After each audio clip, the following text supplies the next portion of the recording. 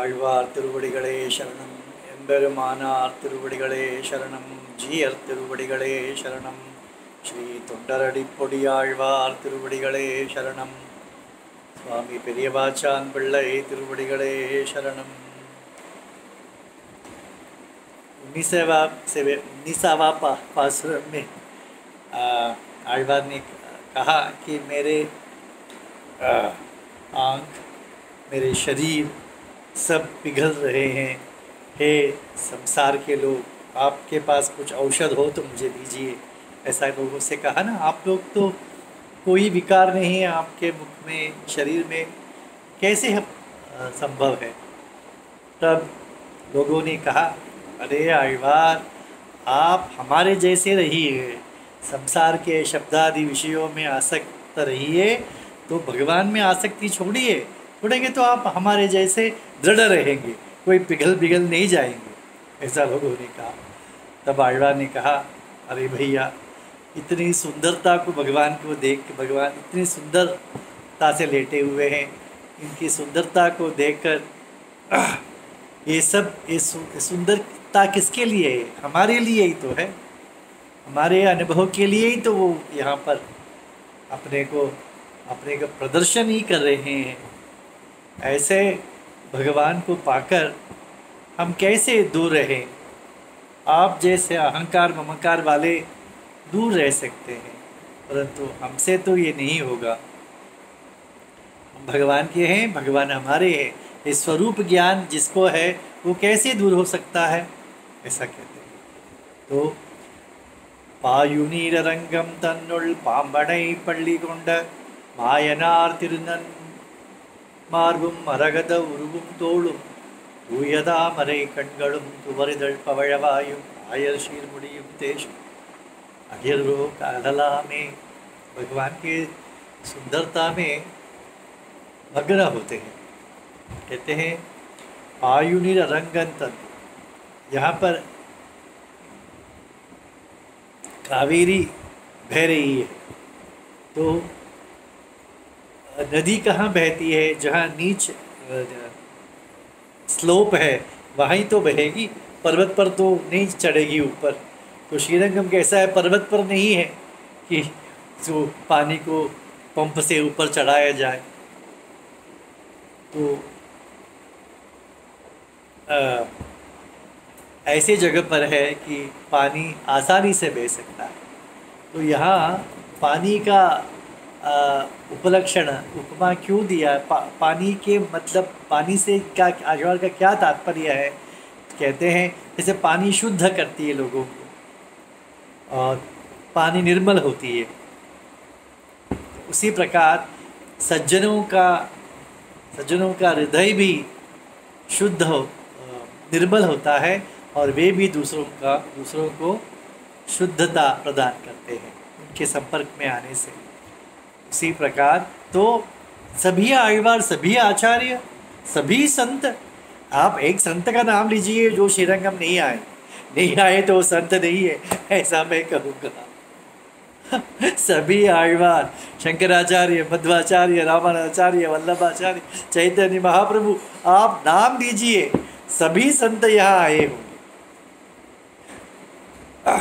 कहते हैं ना, जो नाम संकीर्तन का उपदेश करता है, जो स्वयं करता है, वही साधु है।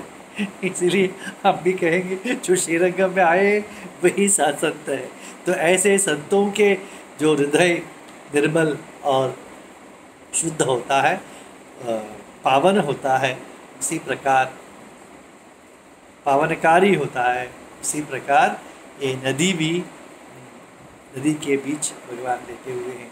क्योंकि भारद्वाज जब मेरे ख्याल से बालकांड में एक कथा ये है कि भरद्वाज ऋषि को दिखाते हैं, रमणीयम प्रसन्नाभु सन मनुष्य मनो यथा, कि सद मनुष्यों के मन कैसा निर्मल और प्रसन्न रहता है, उसी प्रकार देखो इस तीर्थ को देखो, नदी को देखो, ऐसा दिखाया जाता है। और तन्नुल पांबड़े, कहाँ पर? इस नदी के बीच कहाँ सोए लेटे हुए हैं, किस पर लेटे हुए हैं? ये नदी के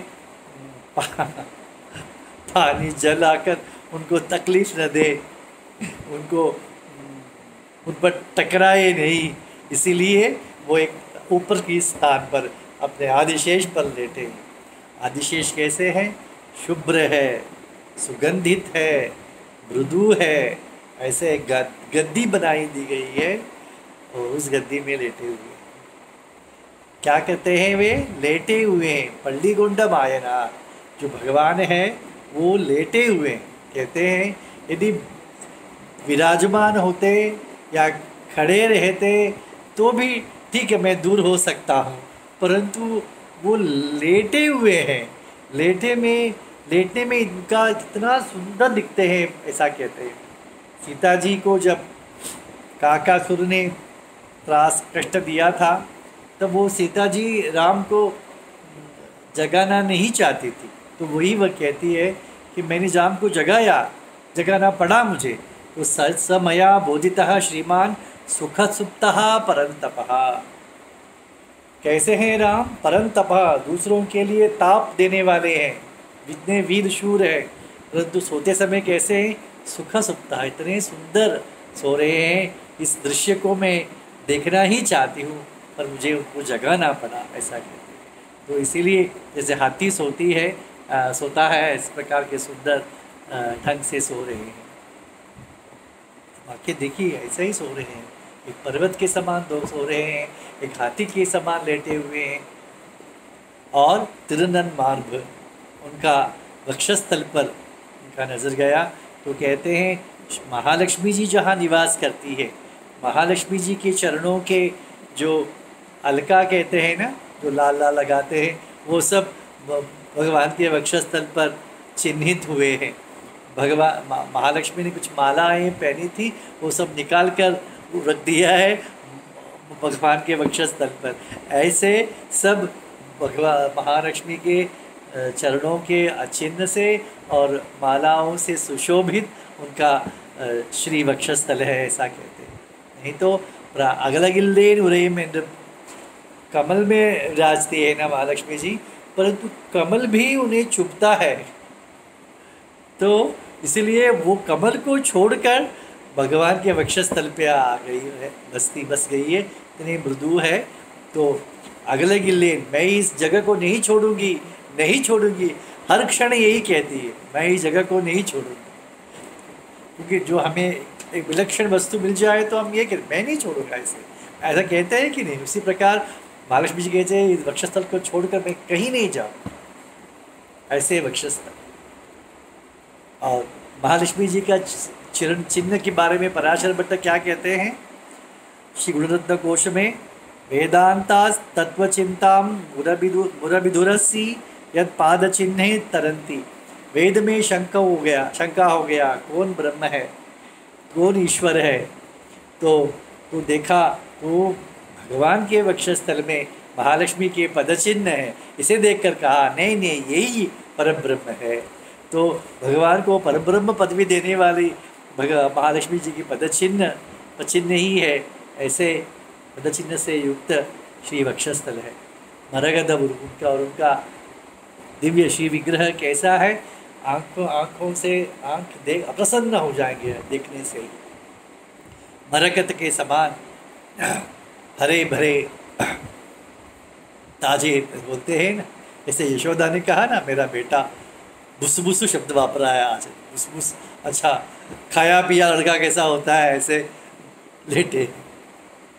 तोड़ उनका कंधा, तो कंधे के बारे में कहते हैं, देखिए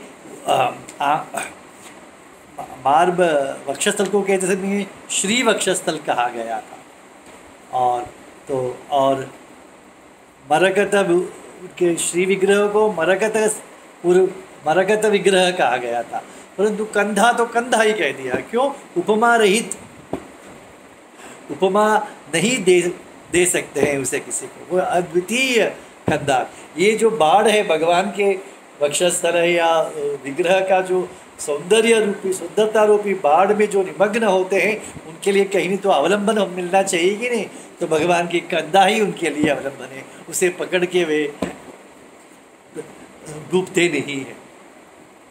तूय तामरे, अभी देखो पुनः आंखों के लिए भी विशेषण लगाया जाया है, तूय तामरे कणगणु। आंखें कैसे है, कमल नयन है और तूय है, तूय इन द सेंस शुद्ध है। आंखों के लिए शुद्धता क्या है, पवित्रता क्या है, निर्हेतुक, किसी चीज की इच्छा न किए बिना देखना।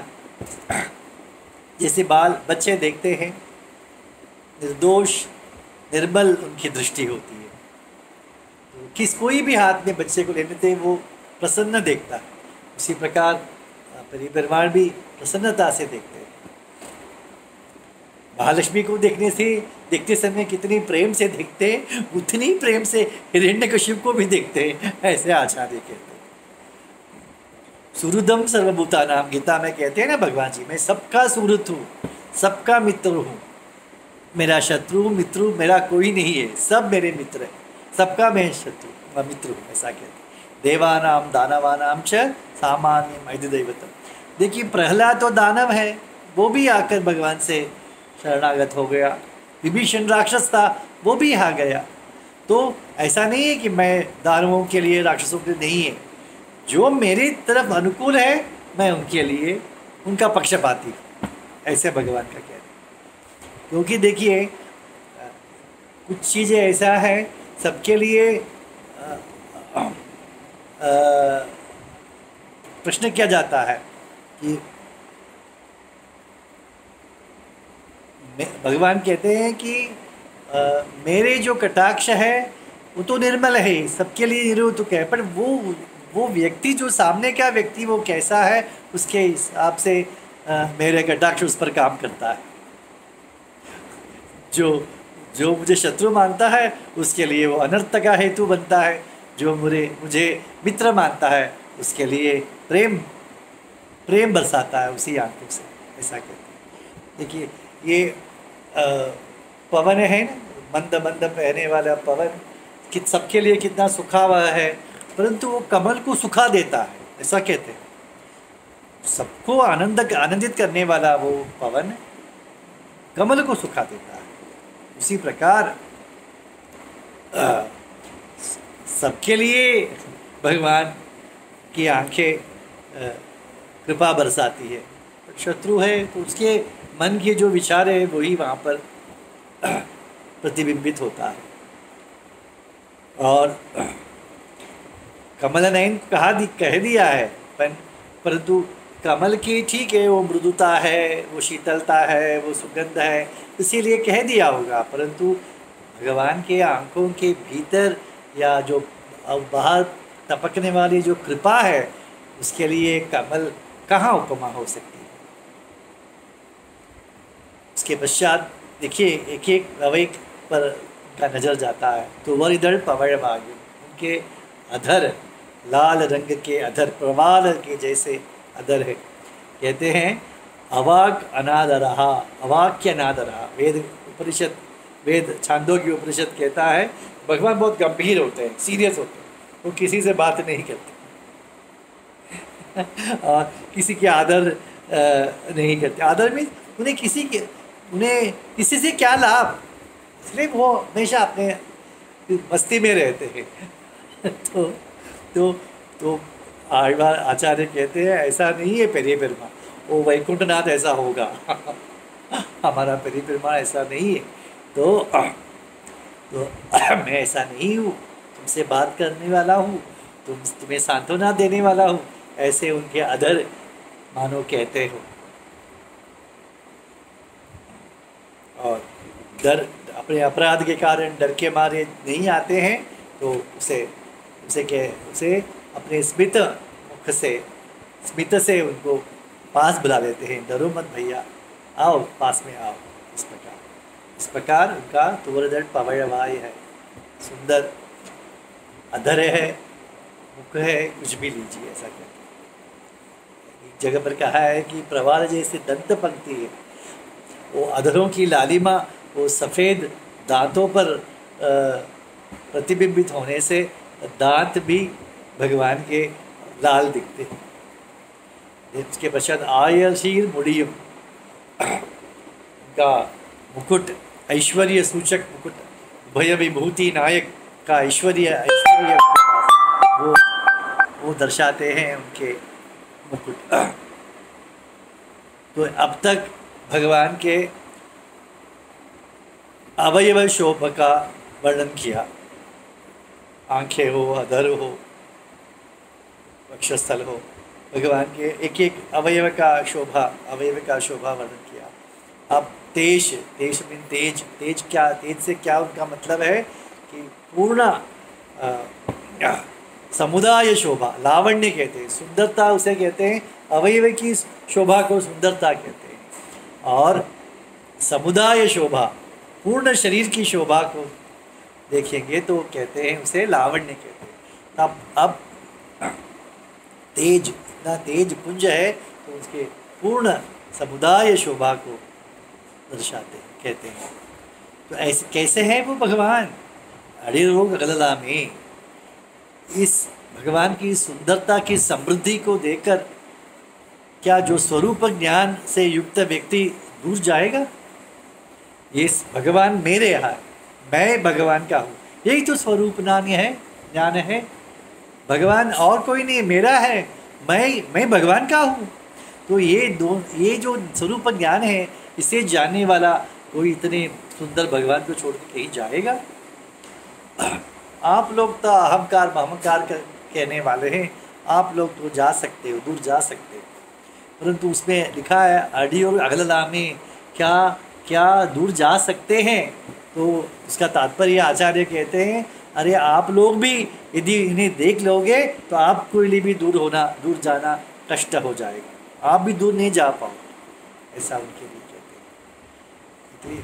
तो भगवान की शोभा अतिशय अद्भुत है, वहाँ खड़े ही रहना चाहते हैं लोग। कभी कभी दास को मिल जाता है अवकाश, वेदव्यास भट्ट जी के साथ चले जाता हूँ कभी, तो 2 मिनट देख सकता हूँ, दर्शन ले सकता हूँ। आंखें भरती ही नहीं है।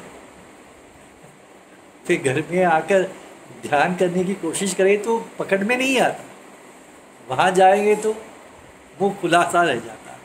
श्रीमते रामानुजाय नमः।